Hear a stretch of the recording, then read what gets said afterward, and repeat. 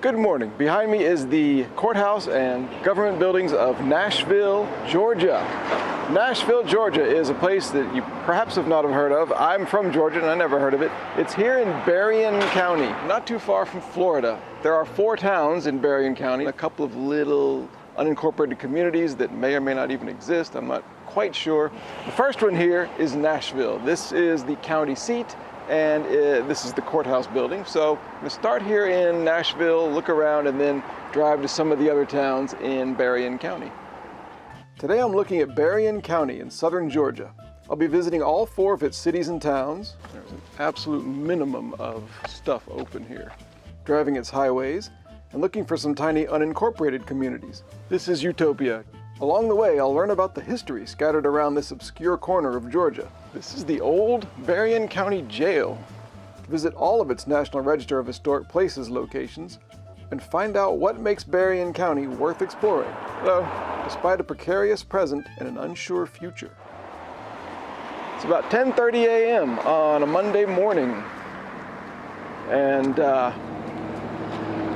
there are a lot of trucks, both people's pickup trucks and like large semi-trucks, rumbling through town here, through the town square. It's pretty noisy.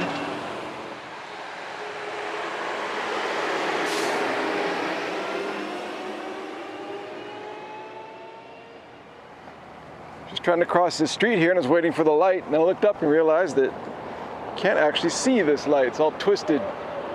As I'm making this video, Hurricane Helene blew through a few weeks ago, and I'm not sure what the state of damage or recovery here is. So we'll find that out today. Anyway, this is one of 4 buildings in Berrien County which are on the National Register of Historic Places. It is the courthouse.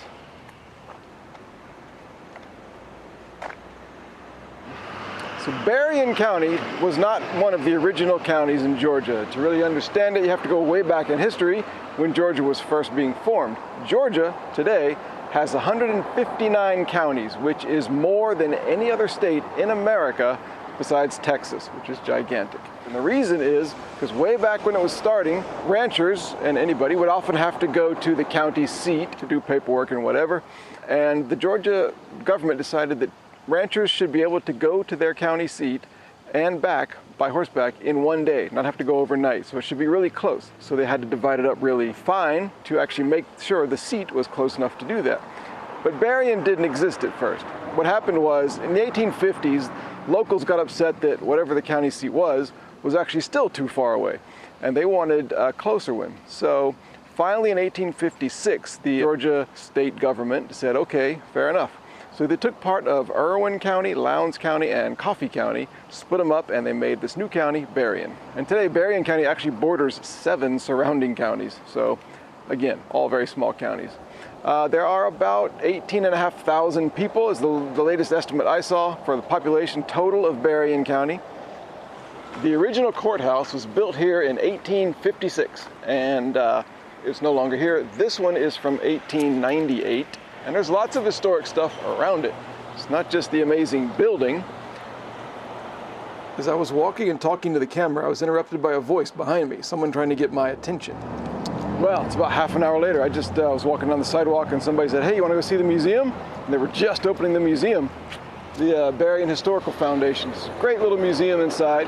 Said I could take video if I wanted, so lots and lots of photographs and some information that I didn't know, like Berrien County, when it was first created, it was actually bigger than this. It was created from those other 3 counties, and then over the years, parts of it were broken off to create other counties even after that. So the guy was telling me that there are fewer communities now than there were, in past decades. The tobacco industry was kind of all they had left after the big towns were broken off to go into other counties, and the tobacco industry has dried up. So now they're just sort of trying to get along and trying to figure out what to do next, and they haven't really figured it out. So he said it's kind of rough going here in Berrien County these days. But still nice here in Nashville. And this statue outside the courthouse, this is one of the most famous statues probably in all of Georgia. There are over 150 copies of it all around the nation, all around America, and it's a World War I soldier. It's the doughboy. Doughboy is one of the young infantrymen of World War I. He's holding a hand grenade over his head. He's got his rifle with a bayonet. He's walking through some broken pieces of wood with barbed wire on them. And this is the original. This is the first one here in Nashville, Georgia. The one that was copied and placed in courthouses and in public squares and stuff all around America.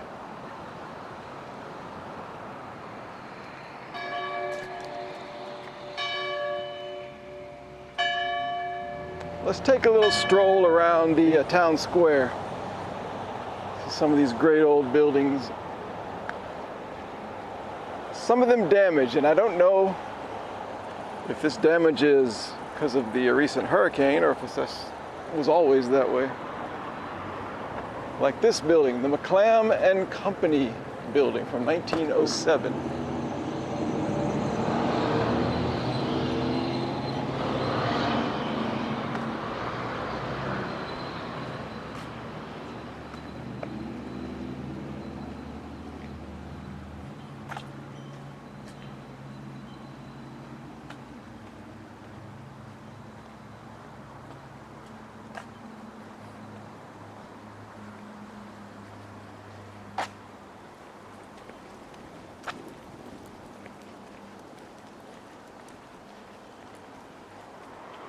Really cool mural. I should just use this mural to find stuff to look at. I wonder if this movie theater is still around or if the remnants of it are still around.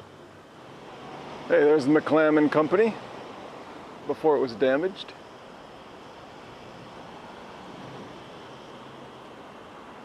Little fountain up there.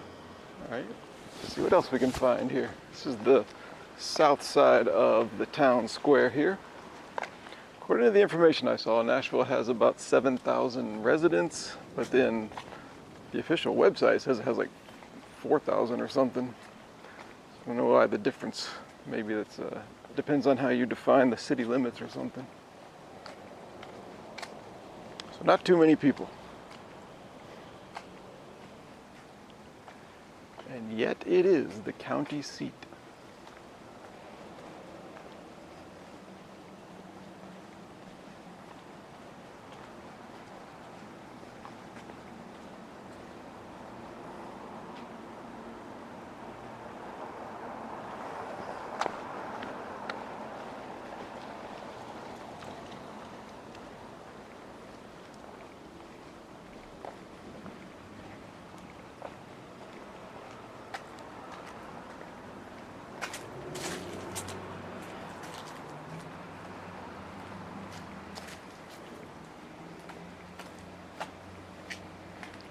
There are stores and there's some kind of life going on down here.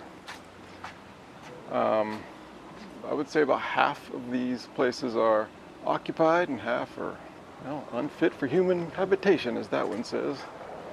But half are empty, so I don't know if it's really on the rebound from anything. This might just kind of be how it is all the time. It's another view of the courthouse from the east side. A cool little gazebo, and they have like little monuments for different wars around. I think that's Civil War. It's Korean or Vietnam over there. It was World War I, World War II.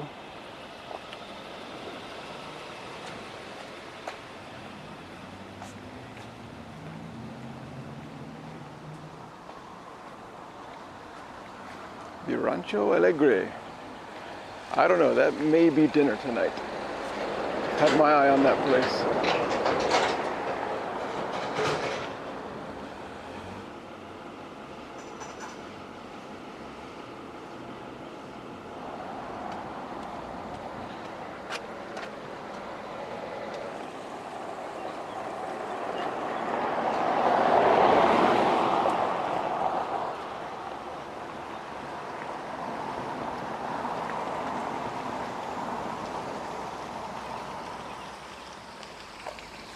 I was reading online that they don't actually know, there's some kind of kerfuffle over exactly how Nashville was named. A lot of people say it was Francis Nash, who was a Revolutionary War soldier from this area.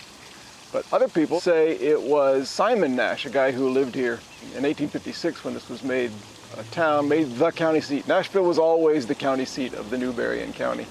The historical marker in front of the courthouse doesn't talk about that controversy, it just says it was Francis.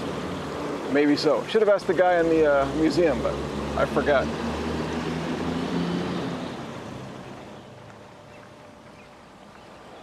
Berrien County World War II Wall of Honor. The original honor roll was painted on the west wall of the McLam building, that's where we just were, at the corner of Washington Davis. It was painted during and shortly following World War II by local house and sign painter James Carter McKinnon and his son Aubra. Over the years, the names grew dim and were lost to the elements. They have been recreated here by artist Jill Whitley in 2017. There are all the people. The Wall of Honor from Berrien County. That's a lot of people from one little small county. So Nashville has two other buildings on the National Register of Historic Places, and one of them is right here. This is the old Berrien County Jail, built in 1903. It seems to have had significant damage, at least to the outside, at least to this tree and lamppost by the hurricane. I don't know what this is now. It's not a jail anymore. Wonder how close I can get to it, if we can see inside.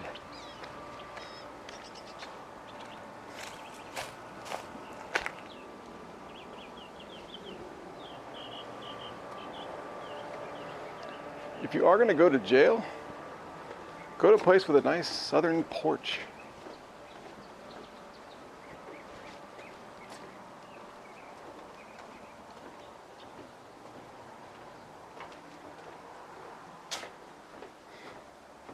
And a nice antique ornate door. I guess this is locked. See if we can see anything inside the window.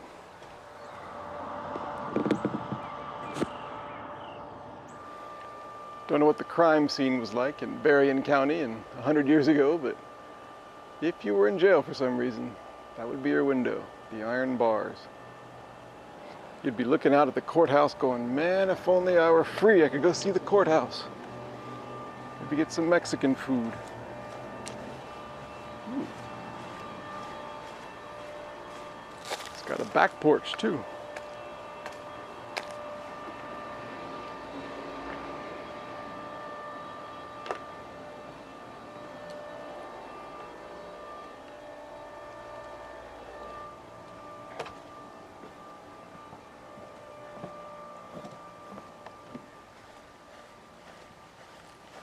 The tower of the jail was actually a gallows for capital punishment. It was only used twice, in 1902 and 1909, both times for the murder of government officials. That 1902 case made national news, not so much for the murder in Adel, Georgia, which was then in Berrien County, but for the drama about the hanging specifically. Here's a lurid account from a Colorado newspaper, which I'll read verbatim. Woman will hang him. Mrs. Ella Hall of Adel declares that she will spring the death trap tomorrow, when Boise Bryant, a Negro, is hanged. Bryant killed her father, W.A. Hires, town marshal at Adel, in resisting arrest for gambling. And here's the amazing part. Mrs. Hall wrote to Sheriff Swindle in Berrien County asking to be allowed to spring the death trap. He consented. Mrs. Hall is a widow, 25 years old, and weighs 180 pounds. Her appearance is that of a woman of resolution, and she declares she has enough of it to enable her to carry out her purpose. So I guess, back in the day, you could just ask permission to carry out the execution yourself if you wanted. Just to end the story, as reported in a Brunswick, Georgia newspaper after the execution, in the end, the widow just watched the hanging along with the rest of the assembled crowd, but was allowed to cut down the body herself and keep a piece of the rope. Another paper reported that she kept the noose specifically. In other news, you know what was all the rage that year? Child's reefer. Anyway, the jail building was used until 1965.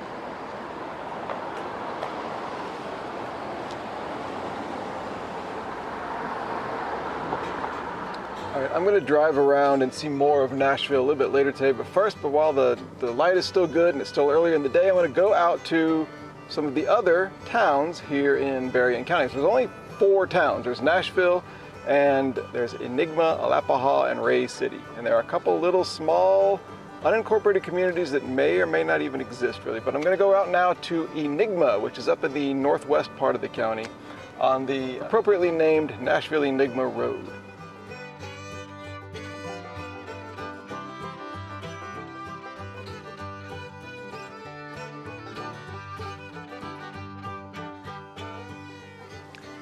Oh, this is Utopia, just a small, unincorporated community established 1972.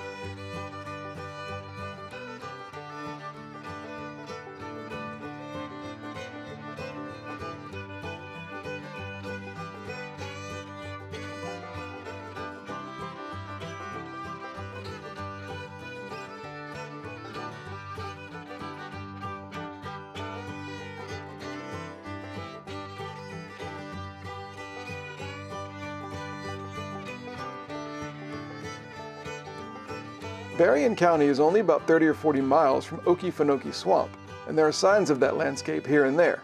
This one is right beside a field of cows. Very Berrien.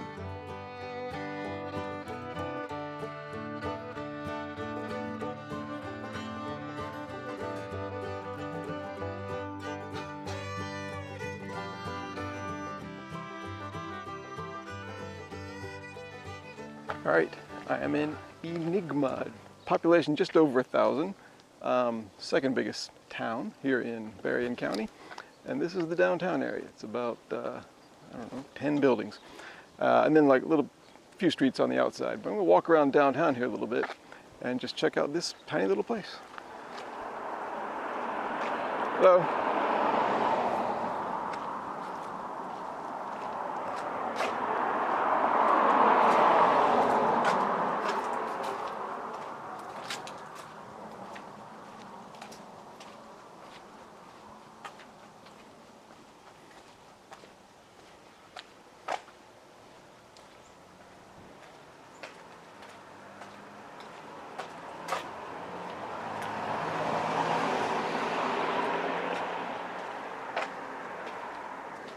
In honor of Robert A. Rowan for 32 years of service to the great state of Georgia. In 1974, Senator Bobby Rowan gathered with Enigma citizens to announce his campaign for governor on an oak stump at this site.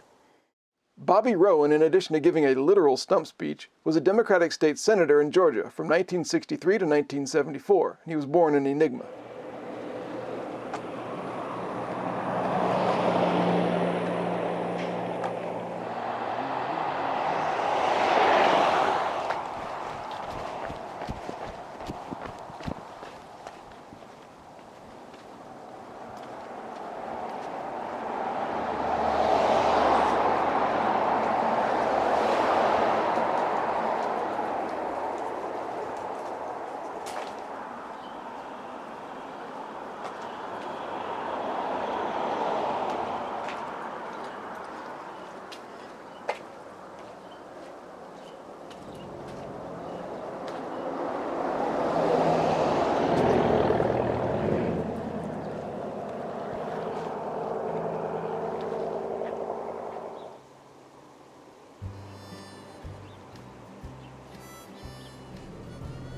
Let's drive around the streets here of small little Enigma.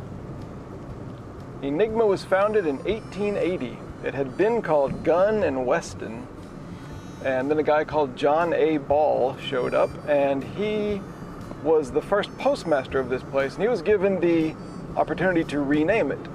So he chose Enigma, and kind of why he chose that is itself an enigma. So it's one of the clever things about this town is that the name is Enigma and the name is an enigma, which has driven at least one Wikipedia editor to madness. So then John A. Ball became the postmaster of Enigma, the first postmaster.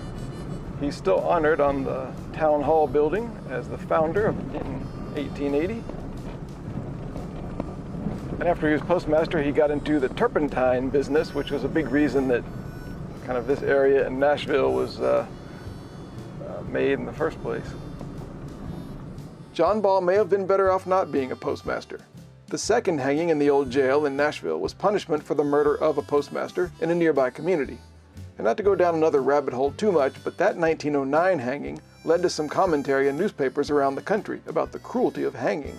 I don't want to get into the gruesome details, which were reported at the time, but it took them 2 attempts to hang the convicted guy, Marshall Lewis, and even then it took several agonizing minutes for him to actually die.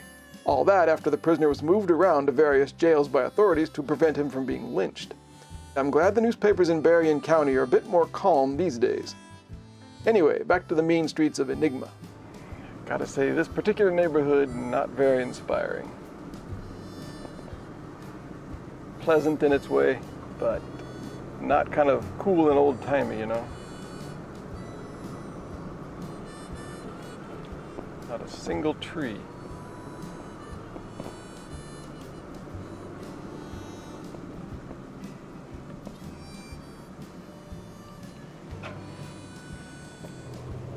I don't see how you live in a neighborhood here in South Georgia in the summer with no trees at all in your neighborhood.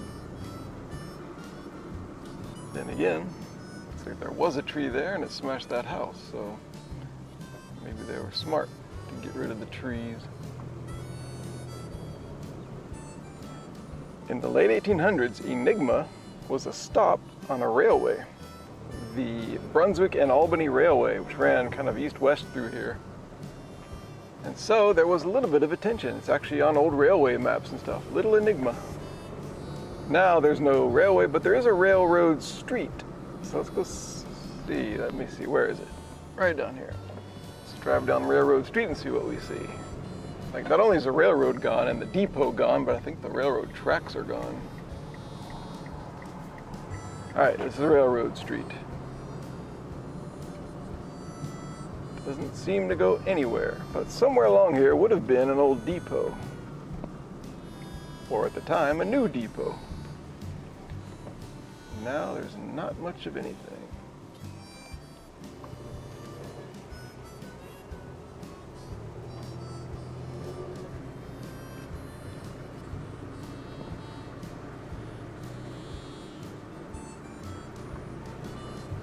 Houses and trees here. It's a little nicer. We're on Alabama Street. Let's go down Walker Street.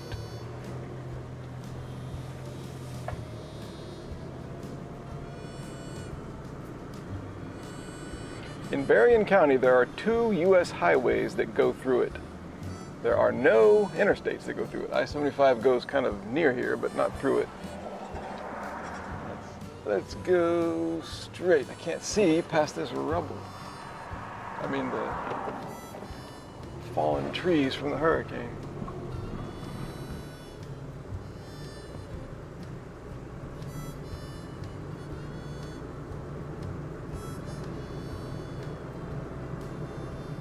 Paradise Public Fishing Area. This is gorgeous. Okay, we're leaving Enigma. We're going down to the town of Alapaha. And it's the smallest town here, smallest incorporated town in Berrien County. And this road is Highway 82. It's US Highway 82. There's only 2 US highways that go through Berrien County. There's this one, which actually goes from Alamogordo, New Mexico, all the way over to Brunswick, Georgia, all across America. But for now, the uneventful and depressing US Highway 82. Just a few miles over to Alapaha.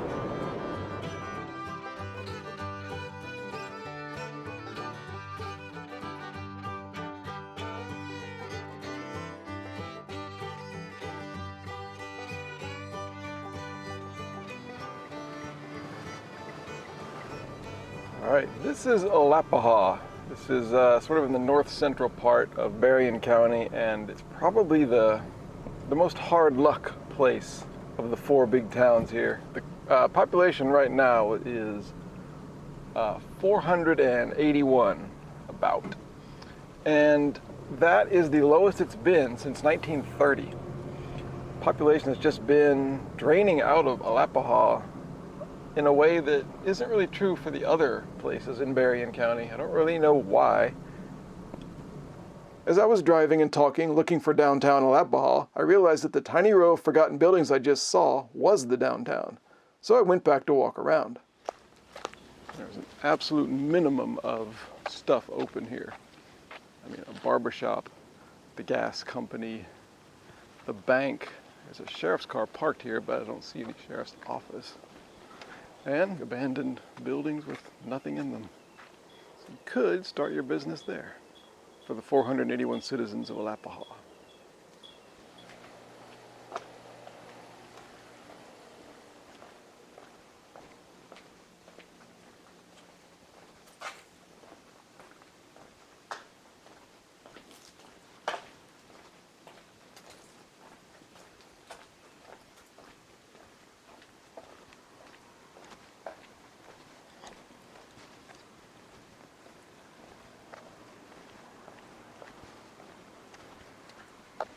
Still got a lot of really cool buildings. Don't seem to be used for much. The Alapaha Antiques Treasures and Vintage Shop doesn't look open, unfortunately. I would definitely go in there. The Bank of Alapaha.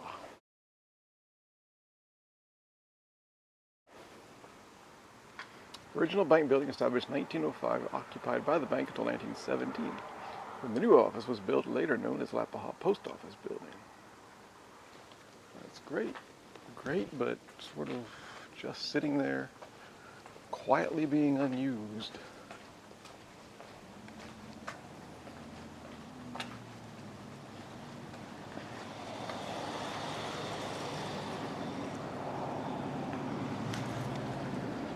But there's a really cool kind of center green space here. No picnic table, so I just had a little snack in the car. But Alapaha made national news in 1911 when a train called the Dixie Flyer, this is also on the train line, the Dixie Flyer, a passenger train, derailed on a bridge over the Alapaha River and plunged below and killed about 10 people. 10 or 11 people, I think, depending on the source. And then in 1952, it made national headlines again because a tornado came through and destroyed several buildings and wreaked havoc all over the town. And it was so bad that some people were saying that Alapaha has just been destroyed. Which is not exactly true, but it was severely wounded. So Alapaha just seems to have a curse on it in some ways. But as I say, it's still here. And here is Alapaha Station. The train's not going through anymore. The train tracks are where this red truck were. You can see they went through there. The road's kind of broken up now. So this green space is where the train tracks used to be. And down there. Don't know what this building is now, but let's go see what it looks like.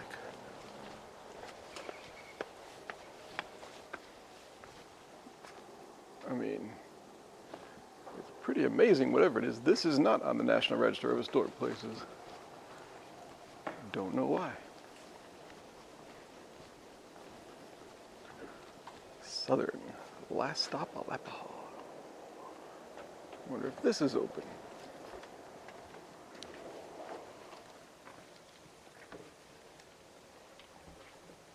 Nope.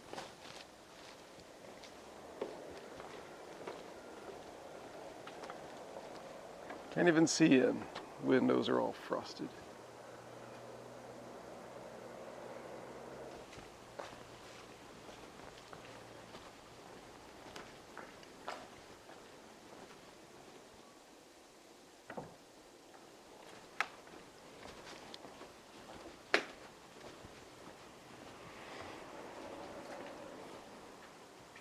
Well, There's no signs anywhere that say what this is even used for, but it's obviously kept up spotless pretty much and in very good shape, well painted and everything. I did read something on the internet that said that the City Hall was in the old depot building, but if that's City Hall, why aren't there any signs that say City Hall? Why aren't there any people around? So I don't really know what it is.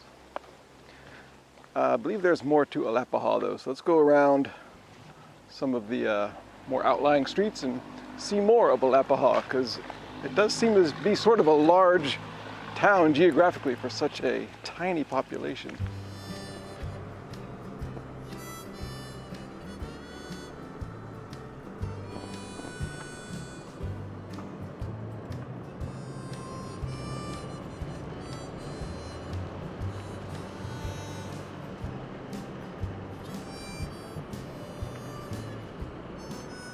Alapaha's most famous building is hidden down an otherwise unremarkable little dead-end side street. This building right here is from 1924, and it's also on the National Register of Historic Places. It's the only one here in Alapaha, and it's called the Alapaha Colored School. And it was built in 1924 for African American students, and not only is it surviving, but it's unusually large. Most were not this big, they were not 2 stories, and most do not survive anymore. So this is one of the best examples of this sort of building in Georgia. I think you can still walk right up onto the porch.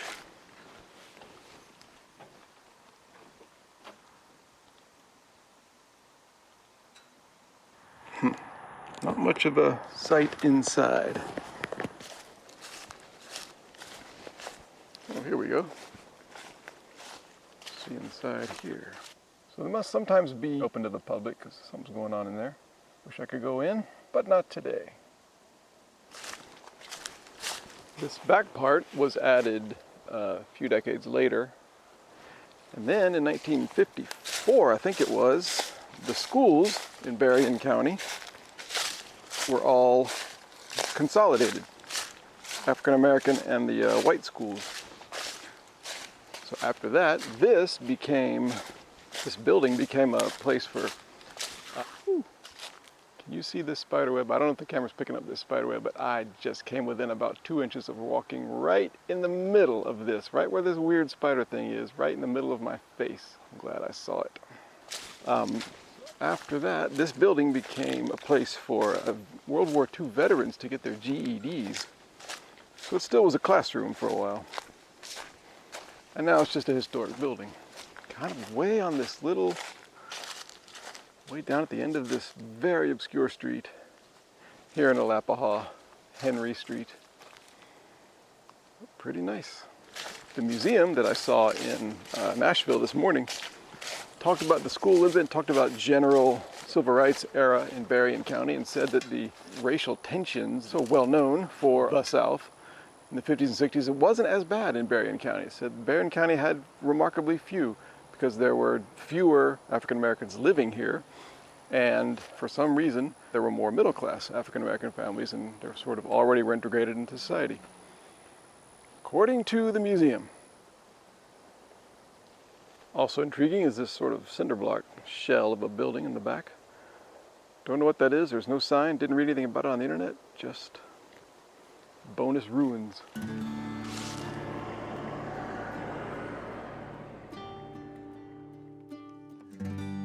I drove around the residential streets of Alapaha. It did seem like an unusually large area for only 481 people.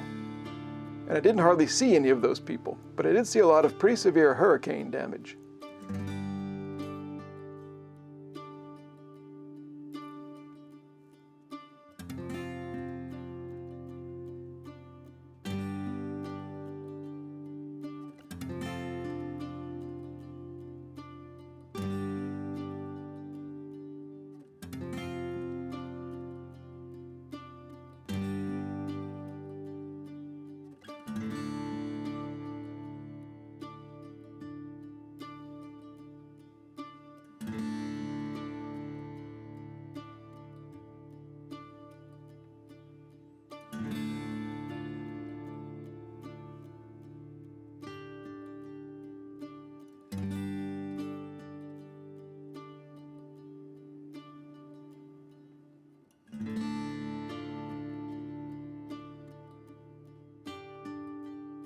Here on Alapaha's Railroad Street, I found the actual City Hall building.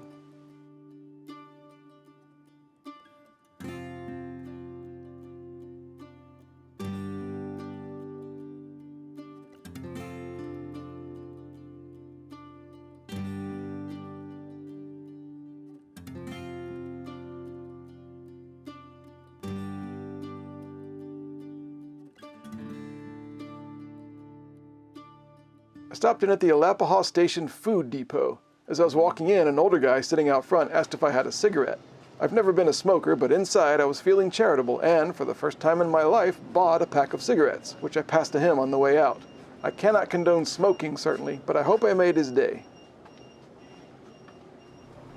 Okay, I think I've seen Alapaha. And I quite like Alapaha. I don't really know why it's the decaying one. Maybe that's not even accurate. Maybe it's not the decaying one, but the numbers don't lie. So I'm gonna head down now. This is Highway 129, US Highway 129. It's the other US highway that goes straight north-south.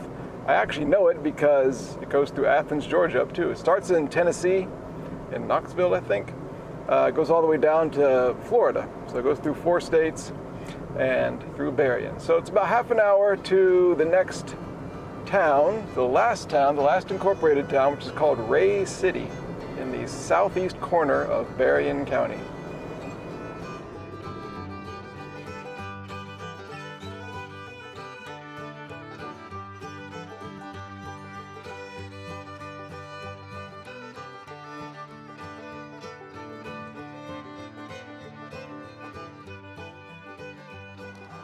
All right, this is the last of the 4 incorporated towns in Berrien County for today that exist.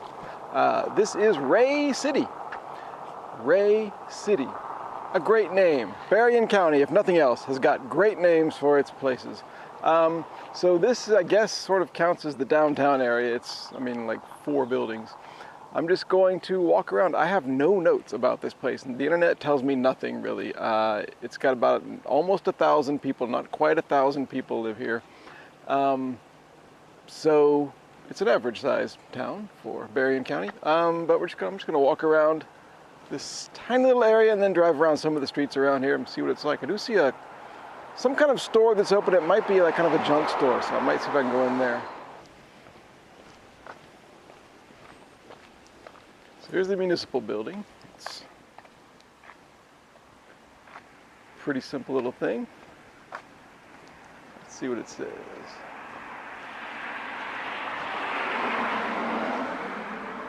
City Hall, Ray City, Georgia, 2000. Carl L. Camon, Mayor. Maybe we'll see Mayor Carl out here somewhere.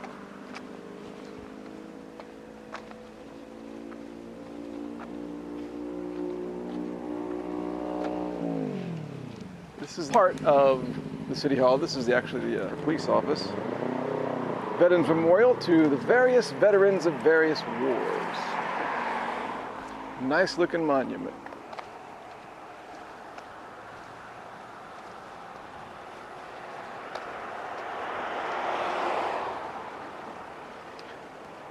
Well, let's see. Go down the other side of downtown.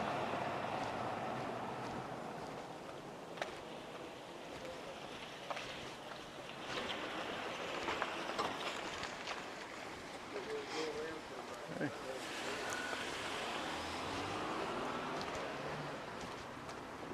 The car repair place doing good business. Austin's Muffler and Auto, USA.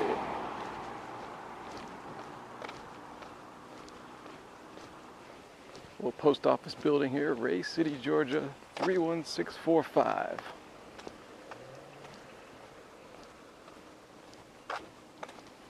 So everything in Ray City, like all the municipal stuff, is all right here downtown.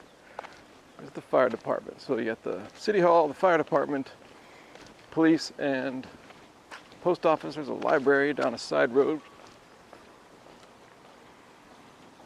In memory, RCFD, Ray City Fire Department. Rick Photo Pennock.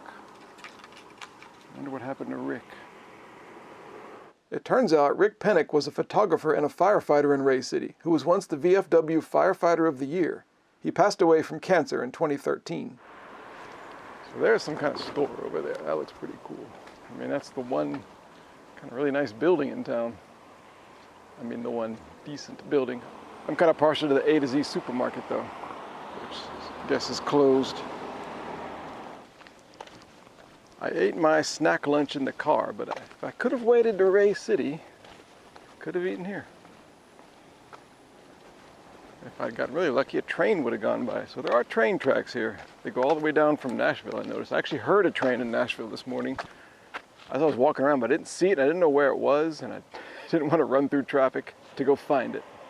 So unfortunately, no train for me, but I bet freight trains do come here at least once a day.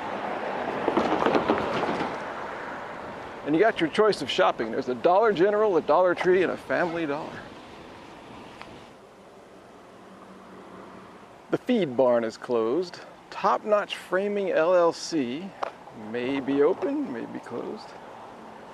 The F&AM number 553, the door is open, but I don't know if there's anything inside.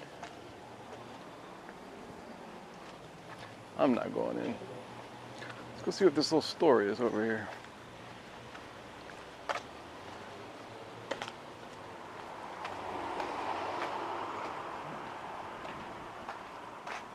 Store-wide clearance sale.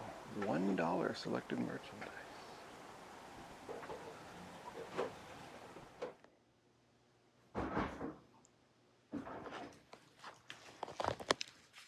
That store is pretty cool. Little sort of half junk and half like new stock shirts for very cheap.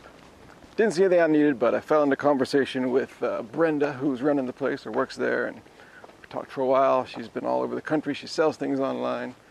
She knows what she's doing. She's running a tight ship there. It's pretty cool.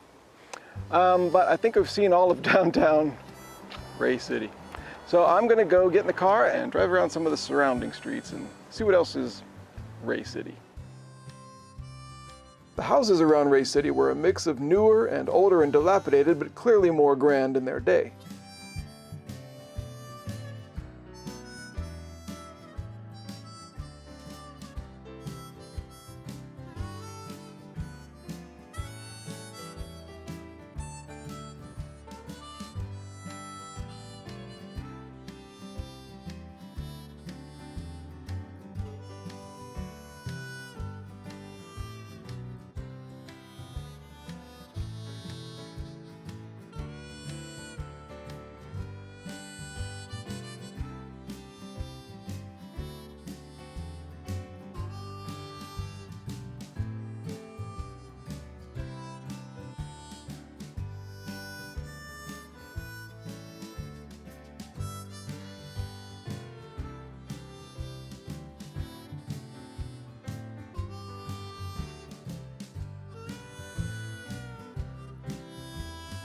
On a whim, I took a sudden turn off the main road into a small neighborhood and was awarded with one of the best highlights of the entire day.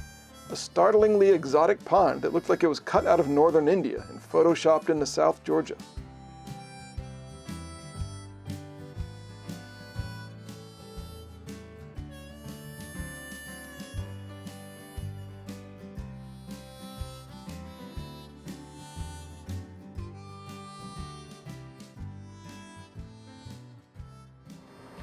Alright, so that's Ray City. Population almost 1,000 and a very quiet, slow-moving type of place, but seems pleasant enough. Now I'm going to go to another little unincorporated town called Bannockburn, which I'm not even sure if it exists or not. The internet was very, very vague about this, so I'm going to go check that out. Then I'm going to go back to Nashville and see the rest of Nashville, because I never drove all the streets all around the little downtown area. There's a lot more in Nashville to see. So it is 4 o'clock in the afternoon and the sun is starting to go down over there, and it's a good time to go see Bannockburn in Nashville. If you enjoyed this and would like to see the whole story of my day in Berrien County, watch the extended ad-free version available at Patreon by choosing a monthly level of support for this channel or for a small one-time price. The extended version includes my time in Utopia, the search for the mysterious Bannockburn, much more from Nashville, including its houses, decaying stores, and some lucky timing, plus the 4th and final National Register of Historic Places location. Individual Patreon followers are what keeps this channel alive. Thanks to my supporters, including travel masters Calvin Ferreira, Darcy Otranto, David Richley, Matt Kane, Michael Fedor, Ray Nichols, Samantha, and Will Phillips. Thanks also to subscribers to my weekly newsletter, available totally free on Patreon. Thanks for wandering around with me. Everywhere is worth exploring. I drove around Nashville some more, but the day was ending. I wanted to see everything I could, but I had to face facts. It was time to bring my Berrien County explorations to a close. Okay, I think I'm going to call it a day here. It's been a long, long day getting to know Berrien County. So now I know more about South Georgia than I used to, and I hope you do too. So thank you very much for everything, Berrien County and Nashville and everything. And thanks for watching, and I'll see you next time.